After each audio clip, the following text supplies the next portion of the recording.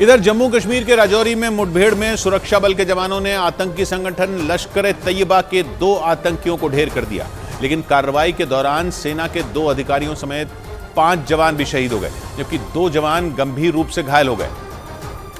क्योंकि राजौरी में मुठभेड़ के दौरान आतंकियों ने सुरक्षा बल के जवानों पर फायरिंग कर दी, लेकिन सेना ने भी आतंकियों को धर दबोचने के लिए मोर्चा संभाला और वहां आसपास के इलाके में घेराबंदी कर दी ताकि वहां छिपे आतंकी जंगलों की तरफ न भाग सकें। लेकिन सुरक्षा बल के तलाशी अभियान के दौरान आतंकियों ने उन पर गोलाबारी कर दी, जिसके जवाब में जवानों ने भी ताबड़तोड़ फायरिंग की और काफी देर तक की मुठभेड़ चलती रही और इसमें जवानों ने लश्कर-ए-तैयबा के 2 आतंकियों को मार गिराया। इसके साथ ही बड़े पैमाने पर हथियार और गोला बारूद भी जब्त किया गया। सेना के मुताबिक मारे गए आतंकियों में एक का नाम कारी है, जो लश्कर-ए-तैयबा का टॉप कमांडर था, और बताया गया कि लश्कर-ए-तैयबा का कमांडर कारी ही राजौरी के डांगरी और कंडी इलाके में हुए आतंकी हमलों का मास्टरमाइंड था और तब से ही सेना के जवान आतंकी कारी की तलाश कर रहे थे,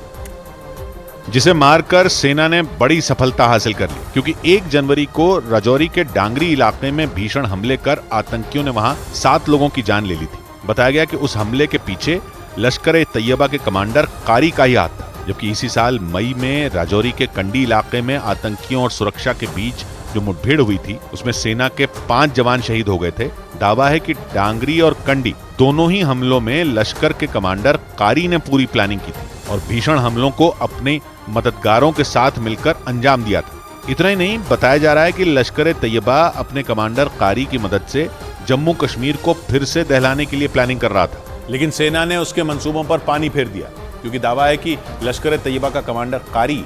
अफगानिस्तान से खास ट्रेनिंग लेकर राजौरी को दहलाने आया था। वो पिछले साल से जम्मू कश्मीर में रहकर वहां आतंकियों को ट्रेनिंग दे रहा था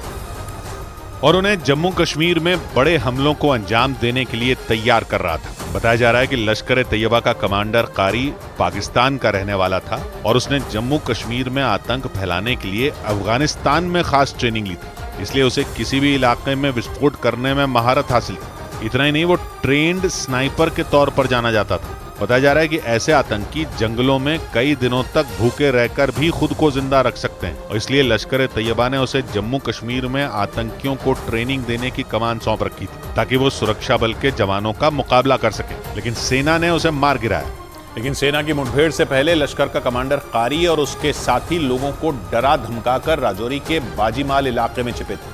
लेकिन सेना ने 17 नवंबर को मुठभेड़ के दौरान एक आतंकी को मार गिराया था और इसके बाद सुरक्षा बल के जवानों ने पूरे इलाके को घेर लिया,